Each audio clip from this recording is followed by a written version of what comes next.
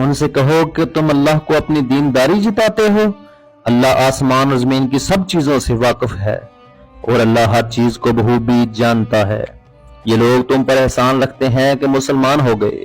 कह दो कि अपने मुसलमान होने का मुझ पर एहसान ना रखो, बल्कि अल्लाह तुम पर एहसान रखता है, उसने तुम्हें ईमान का रास्ता दिखाया, बशर्ते कि तुम सच्चे मुसलमान हो।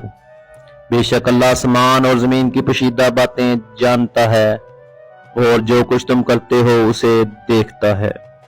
अगर हम चाहते थे तो हर शख्स को हिदायत दे देते, लेकिन मेरी तरफ से ये बात करार पा चुकी, मैं दोज़ख को जिन्नों और इंसानों से भर दूंगा। सो अब अज़ाब के मजे चखो, इसलिए कि तुमने उस दिन को बुला रखा था। आज हमने भी तुम्हें भुला दिया है और जो काम तुम करते थे उनकी सजा में हमेशा के अज़ाब के मजे चखो।